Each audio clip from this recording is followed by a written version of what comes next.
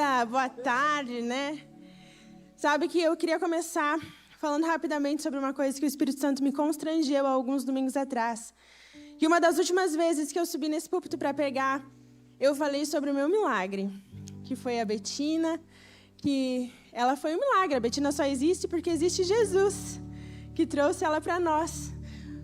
E aí eu falei naquele mesmo culto que eu cria, que eu teria uma gestação saudável, que seria o meu milagre, o meu segundo milagre, ter uma gestação normal.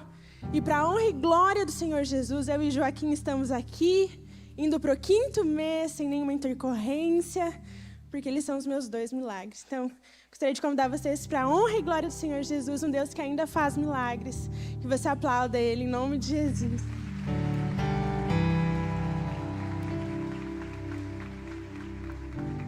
Agora eu gostaria de convidar você a fechar seus olhos, que você possa nesse momento colocar o seu coração diante do Senhor, que você possa declarar que Ele tem liberdade para falar ao seu coração, que Ele tem liberdade para ministrar o seu coração e que você não vai desperdiçar a oportunidade que Ele tem para a sua vida hoje. Senhor Jesus, Pai, eu quero te agradecer, Deus, por mais uma oportunidade de estarmos aqui juntos, para ouvirmos aquilo que o Senhor tem para falar em nós. Que o Senhor possa me usar como fonte, Deus. E que eu declaro, Pai, que os nossos corações estão abertos para que o Senhor possa ministrar os nossos corações essa tarde, nessa noite. Em nome de Jesus. Amém. Eu vou compartilhar com vocês um texto que está lá em Efésios 1:4. Eu vou ler na versão revista e atualizada, se a mídia quiser me ajudar lá. Enquanto eles vão achando ali, eu vou compartilhar com vocês uma breve experiência que eu tive no ano de 2019. Eu estava num momento de oração, num momento a sós com o Pai, e eu comecei a declarar: Senhor Jesus, eu quero ser santo como você foi, eu quero ser manso como você foi, eu quero ser humilde como você foi. E eu comecei a declarar verdades sobre o caráter de Cristo. E eu falei que Deus, eu quero viver isso na minha vida. E naquele mesmo instante o Espírito Santo me constrangeu e disse assim: filha, eu não fui, eu sou. Porque Ele é. Ele morreu e ressuscitou.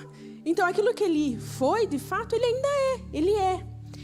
E sabe o que eu gostaria de compartilhar com vocês, que aquilo naquele momento constrangeu meu coração, é porque a gente declara, né? Aquele que era, que é e que há de vir, mas às vezes a gente se pega no fato que Ele era e que Ele virá.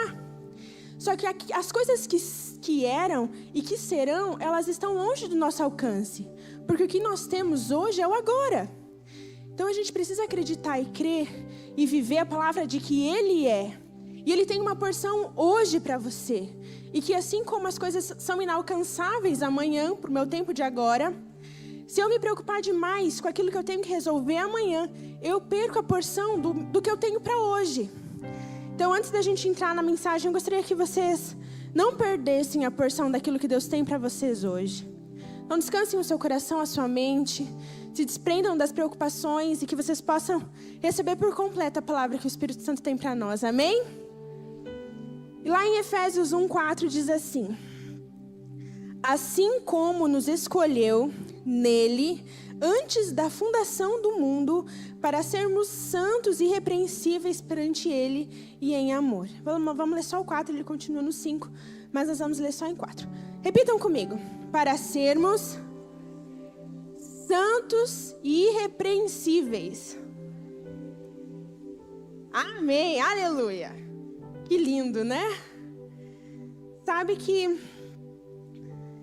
algo que eu queria compartilhar com você é que Deus já pensava em você muito antes de você parar para pensar em quem Ele era.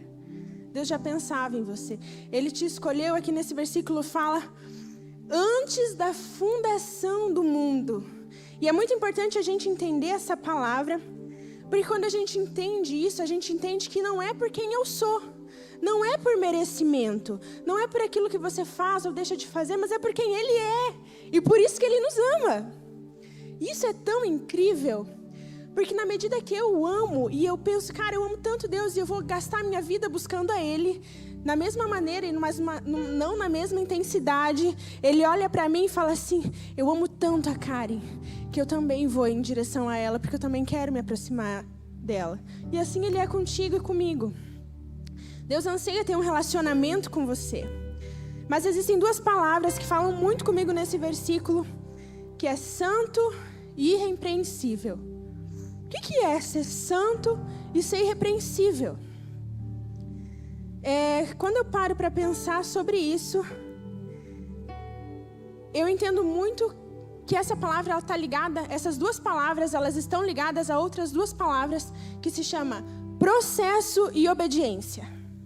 Eu não sei vocês, mas para mim, ser santo e irrepreensível, ele quer dizer diretamente que eu preciso do processo e eu preciso da obediência.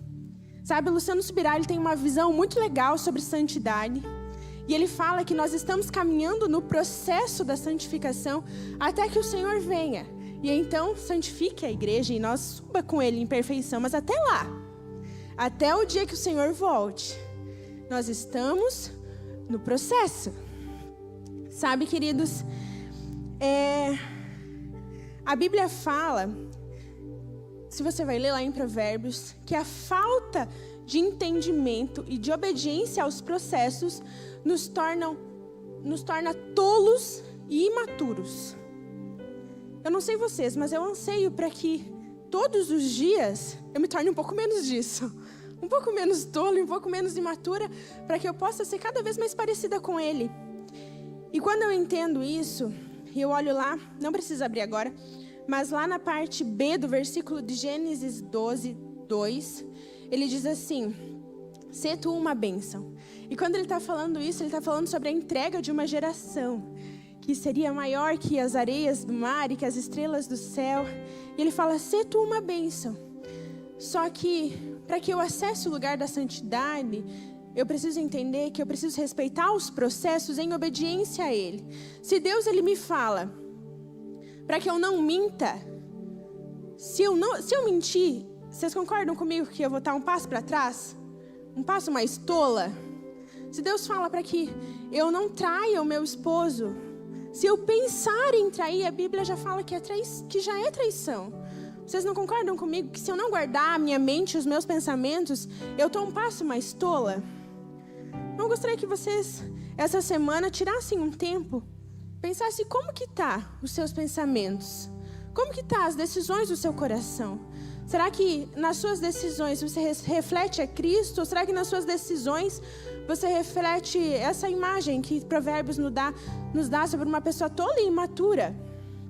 Será que eu tenho cara para entrar e cara para sair?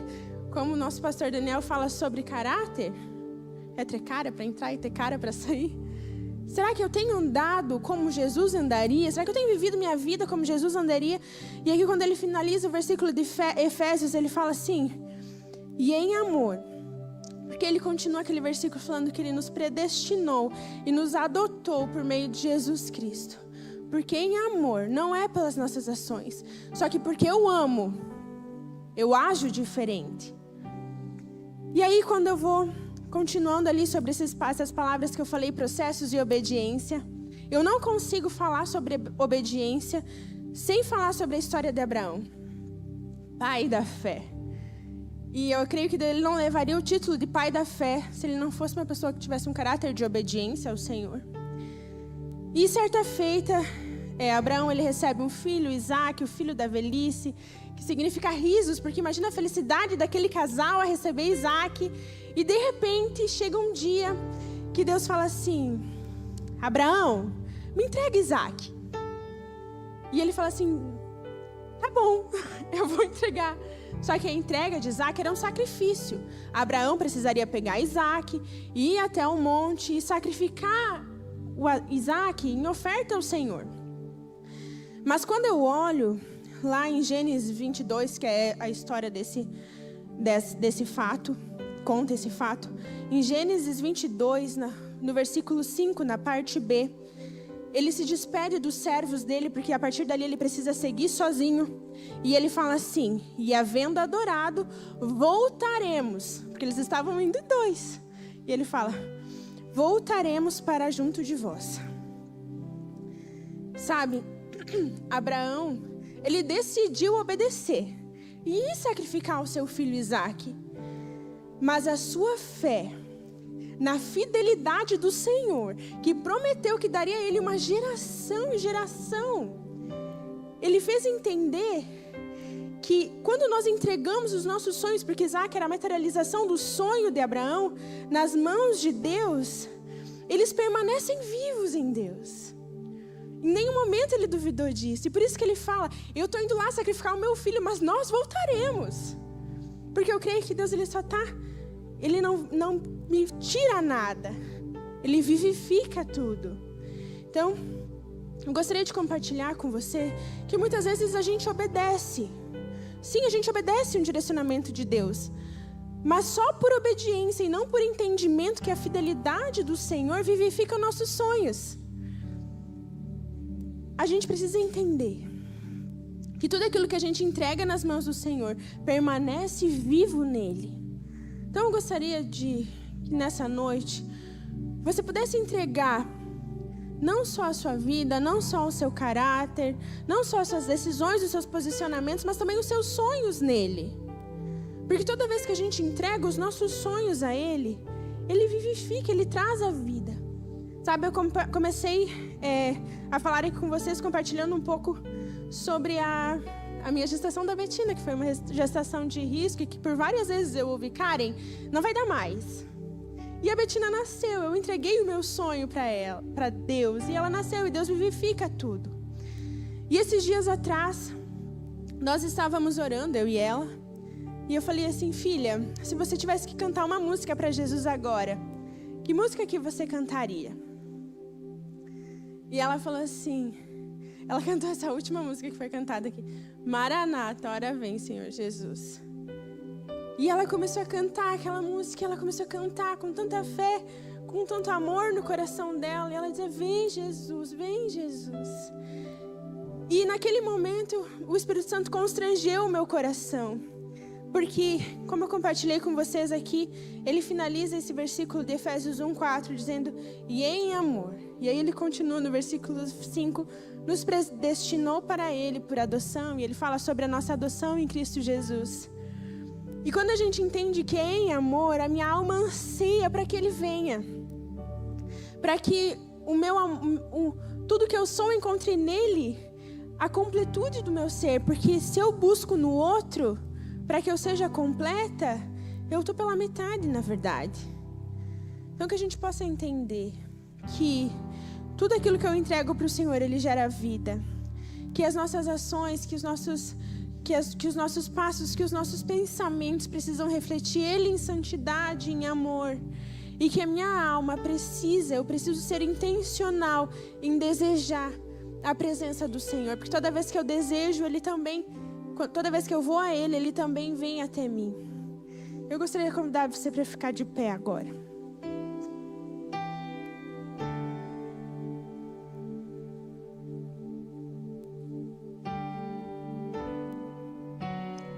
No versículo 13 de Efésios 1, ele fala assim: em quem também vós, depois que ouvistes essas palavras de verdade, o evangelho da nossa salvação, tendo ele também crido, foste selado com o Santo Espírito, que tanto dá promessa.